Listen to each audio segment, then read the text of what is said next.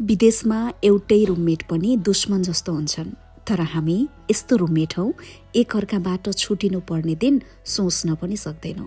तपाईलाई थाहा छ, यो प्रदेशको ठाउँ यस्तो ठाउँ हो जहाँ सच्चा साथी पाउन निकै गाह्रो हुन्छ। तर प्रदेशको ठाउँमा पनि मेरो जितमा गर्व गर्ने, मेरो दुःखमा मसँग दुखी भइदिने, मेरो कुरा बुझिदिने, मेरो सुखमा मभन्दा बढी खुसी भइदिने यस्तो साथीहरू पाउँदा आफूलाई धेरै भाग्यमानी ठान्छु। आज चाहिँ हामी तीनैजनाको छुट्टी थियो। तीनैजनाको छुट्टीको दिन चाहिँ हामीलाई एकदमै रमाइलो गरेर आफ्नो छुट्टी मनाउनु पर्ने हुन्छ। हामी तीनजना साथीमध्ये हामी दुईजना निलम र म अलिकति अल्छी छौँ, तर शान्तिलाई एकदमै जाँगर लाग्छ। त्यसपछि हामी दुईजनालाई उसले सुत्नै दिएन। एकैछिन सुत्छौँ भनेको सुत्नै दिएन, करायो। त्यसपछि हामी उठ्न बाध्य भयौँ।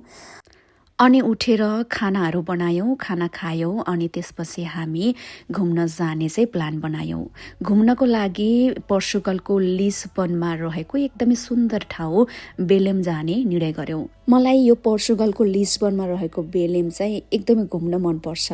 त्यहाँबाट चाहिँ एकदमै राम्रो सिनहरू देखिन्छ, त्यहाँबाट सनसेट पनि एकदमै राम्रो देखिन्छ के। त्यही भएर मलाई त्यहाँ घुम्न एकदमै मनपर्छ। यदि तपाईँहरू पनि लिस्बन सिटी फर्स्ट टाइम आउँदै हुनुहुन्छ अनि कहाँ घुम्ने होला भनेर दुधारमा हुनुहुन्छ भने तपाईँ यो ठाउँमा चाहिँ अवश्य घुम्न होला है। हामी बेलेम जाँदा टोटल 5 जना गएका थियौँ। हाम्रो प्रिय दाई, आदरणीय दाई, सन्तोष दाई, त्यसै गरी हाम्रो सलिम भाइ, शान्ति, निलम, म भएर गएका थियौँ। जाँदै गर्दा बाटोमा एकदमै रमाइला दोहोरी गीतहरू चाहिँ हाम्रो दाइले बजाइदिनु भएको थियो। सुन्दाखेरि एकदमै आनन्द भएको थियो। हामी नाच्दै गाउँदै बेलेम पुगेका थियौँ। बेलेम पुगेर रमाइला भिडियोहरू बनायौँ, टिकटकहरू बनायौँ, फोटोहरू पनि खिच्यौँ। एकदमै रमाइलो भयो। रमाइलो हुँदै थियो अनि सन्तोष दाइलाई फेरि घर फर्किनु पर्ने भयो, किनकि दाइले पोर्चुगलमा आफ्नै व्यवसाय सञ्चालन गरिरहनु भएको छ। त्यही भएर पनि दाइलाई अलिकति छिटो चाहिँ घरतर्फ लाग्नुपर्ने भयो। अनि हामी चाहिँ त्यही रमाइलो गर्दै थियौँ। दाइ जानुभयो, एकैछिन बस्यो, हामी पनि। चिसो एकदमै थियो। मलाई 2-4 दिन अगाडिबाटै अलिकति चिसोले समातेको थियो। झन् समुद्रको नजिक घुम्दा अलिकति बढी चिसोले समात्छ कि भन्ने मलाई डर लागिरहेको थियो।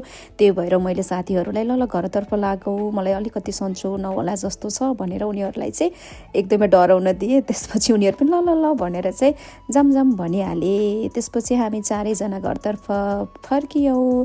थ्याङ्क यू सो मच यो मिनी ब्लग हेरिदिनु भयो। फेरि अर्को मिनी ब्लगमा भेटौँला है त। नमस्कार।